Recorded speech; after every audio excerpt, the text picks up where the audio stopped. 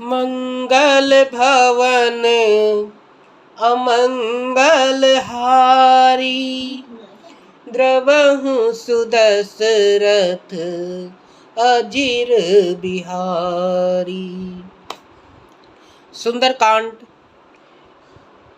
में श्री राम जी विचार कर रहे हैं कि समुद्र को कैसे लांघा जाए, समुद्र को कैसे पार किया जाए, सभी वानर उस तरफ कैसे जाएंगे। और इधर रावण ने दूत भिजवाए थे कि जाइए पता कीजिए कि उन राम जी की सेना में कितने क्या वीर हैं, उनका भेद लेके आओ। तो वो दूत अब वापिस आ गए हैं और रावण को संदेशा सुना रहे हैं और श्री राम जी की सेना का बखान कर रहे हैं। आइए सुनते हैं। द्विविध मयंद नील नल अंगद गद बिकटास, दधिमुख के हरि निसठ सठ, जामवंत बलरासि सियावर राम जय जय राम।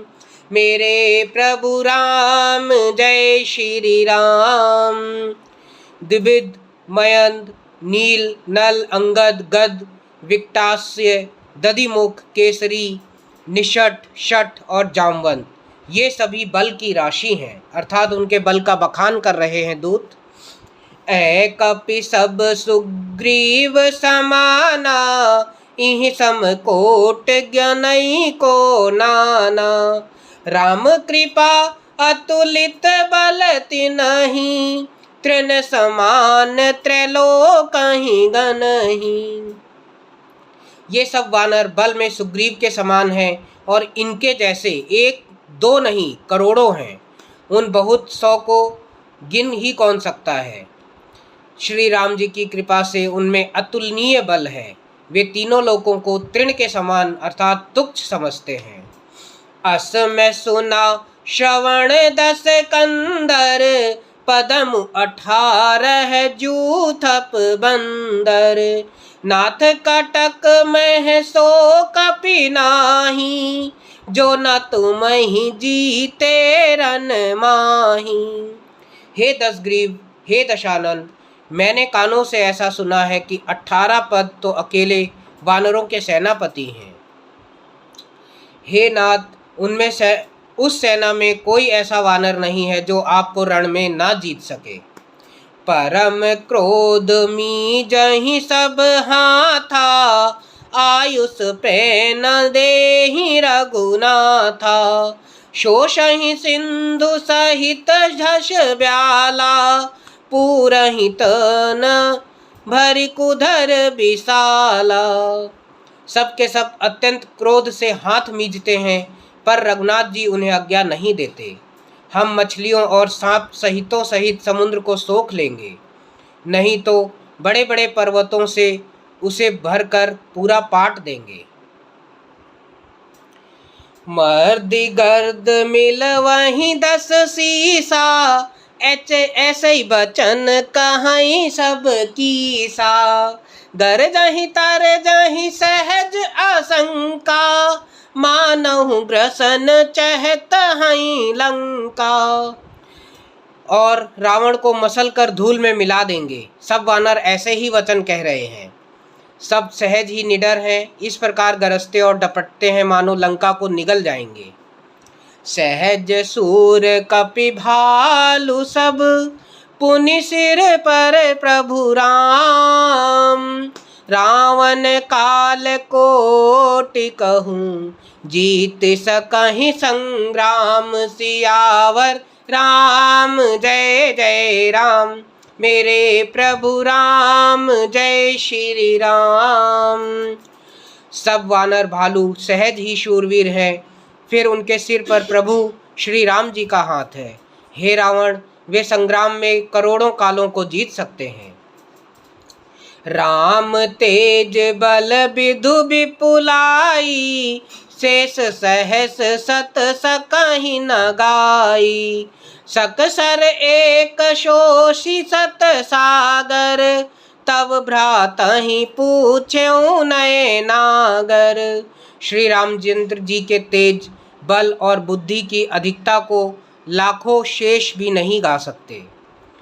वे एक ही बाण से सैकड़ों समुद्रों को सोख सकते हैं, परंतु नीति निपुण श्री राम जी ने आपके भाई से उपाय पूछा।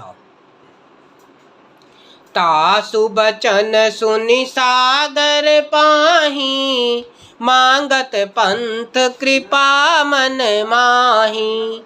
सुनत बचन बिहिसा 10 सीसा, जो असीमति सहाय कृत कीसा। उनके वचन सुनकर श्री राम जी समुद्र से राह मांग रहे हैं। उनके मन में भारी कृपा है, इसलिए वे उसे बाण मारकर नहीं सोखते। दूत के वचन सुनकर रावण खूब हंसा, बोला, जब ऐसी बुद्धि है तभी तो वानरों को सहायक बनाया है। सहज भीरु कर बचन दृढ़ाई, सागर सन ठानी मचलाई। मूढ़ मृषा का करस बढ़ाई, रिपु बल बुद्धि था मैं पाई। स्वाभाविक ही डरपोक विभीषण के वचन को प्रमाण करके उन्होंने समुद्र से रास्ता मांगा है। अरे मूर्ख, झूठी बड़ाई क्या करता है? बस मैंने शत्रु के बल और बुद्धि की थाह पा ली है। सचिव सभीत विभीषण जाके, विजय विभूति कहाँ जगता के। सुनि खल बचन दूत ऋषि बाड़ी, समय विचारि पत्रिका काढ़ी। रावण कहता है, जिसके विभीषण जैसे डरपोक मंत्री हों, उसे जगत में विजय और विभूति कहाँ मिलेगी। दुष्ट रावण के वचन सुनकर दूत को बहुत क्रोध आया। उसने मौका समझकर पत्रिका निकाली। रामानुज दीनी यह पाती, नाथ बचाई जुड़ावहु छाती। बिहसी बाम कर लीनी रावण, सचिव बोल 60 लाग बचावन। और कहा, श्री रामचंद्र जी के छोटे भाई लक्ष्मण ने यह पत्रिका दी है। हे नाथ, इसे पढ़कर छाती ठंडी कीजिए। रावण ने हंसकर उसे बाएं हाथ से लिया और मंत्री को बुलाकर वह मूर्ख उसे बाँचने लगा, अर्थात पढ़ने लगा। बात ही मन ही रिझाई 60, जनि घाले से कुल खीस। राम विरोध ना उबरि रसी, शरण विष्णु अज ईस। की तजिमान अनुज इव, प्रभु पद पंकज भृंग। होहि के राम सरानल, खल कुल सहित पतंग। सियावर राम जय जय राम, मेरे प्रभु राम जय श्री राम। पत्रिका में लिखा था, अरे मूर्ख, केवल बातों को ही मन रिझाकर अपने कुल को नष्ट भ्रष्ट ना कर। श्री राम जी से विरोध करके तू विष्णु, ब्रह्मा और महेश की शरण जाने पर भी नहीं बचेगा। या तो अभिमान छोड़कर अपने छोटे भाई विभीषण की भांति प्रभु के चरण कमलों का भ्रमर बन जा, अथवा रे दुष्ट, श्री राम जी के बाण रूपी अग्नि में परिवार सहित पतिंगा हो जा। दोनों में से जो अच्छा है वह कर। सुनत सभय मन मुख मुस्काई, कहत दसानन सबहि सुनाई। भूमि परा कर गहत आकाशा, लघु तापस कर बाग बिलासा। पत्रिका सुनते ही रावण मन में भयभीत हो गया, परंतु मुख से मुस्कुराता हुआ वह सबको सुनाकर कहने लगा। मतलब अंदर उसके भय बैठ गया, लेकिन सभा में बैठा था तो वो मुस्कुराकर देखिए क्या बोलता है। जैसे कोई पृथ्वी पर पड़ा हुआ हाथ से आकाश को पकड़ने की चेष्टा करता हो, वैसे ही यह छोटा तपस्वी लक्ष्मण वाग विलास करता है। कह सुखनाथ सत्य सब बानी, समुझहु छाड़ी प्रकृति अभिमानी। सुनहु बचन मम परिहरि क्रोधा, नाथ राम सन तजहु विरोधा।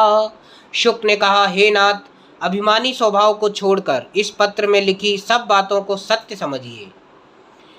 क्रोध छोड़कर मेरा वचन सुनिए। हे नाथ, श्री राम जी से वैर त्याग दीजिए। अति कोमल रघुबीर सुभाऊ, यद्यपि अखिल लोक कर राऊ। मिलत कृपा तुम प्रभु कर करहीं, उर अपराध न एकउँ धरहीं। यद्यपि श्री रघुवीर जी समस्त लोकों के स्वामी हैं, पर उनका स्वभाव अत्यंत ही कोमल है। मिलते ही प्रभु आप पर कृपा करेंगे और आपका एक भी अपराध वे हृदय में नहीं रखेंगे। जनक सुता रघुनाथ ही दीजे, इतना कहा मोर प्रभु कीजे। जब ते ही कहा देन बैदेही, चरण प्रहार कीन सठते ही। जानकी जी श्री रघुनाथ जी को दे दीजिए, हे प्रभु इतना कहा मेरा कीजिए। जब उसने जानकी जी को देने के लिए कहा, तब दुष्ट रावण ने उसको लात मारी। नाई चरण सिरु चला सोताहा, कृपा सिंधु रघुनायक जहाँ। करि प्रणाम निज कथा सुनाई, राम कृपा आपन गति पाई। वह भी विभीषण की भांति चरणों में सिर नवाकर वहीं चला जहाँ कृपा सागर श्री रघुनाथ जी थे। प्रणाम करके उसने अपनी कथा सुनाई और श्री राम जी की कृपा से अपनी गति पाई। ऋषि अगस्त की सांप भवानी, राक्षस भयं रहा मुनि ज्ञानी। बंदी राम पद बारहि बारा, मुनि निज आश्रम कहूँ पग धारा। शिव जी कहते हैं, हे भवानी, वह दूत बहुत ही ज्ञानी मुनि था। अगस्त ऋषि के शाप से राक्षस हो गया था। बार बार श्री राम जी के चरणों की वंदना करके वह मुनि अपने आश्रम को चला गया। मंगल भवन अमंगल हारी, द्रवहु सुदशरथ अजिर बिहारी।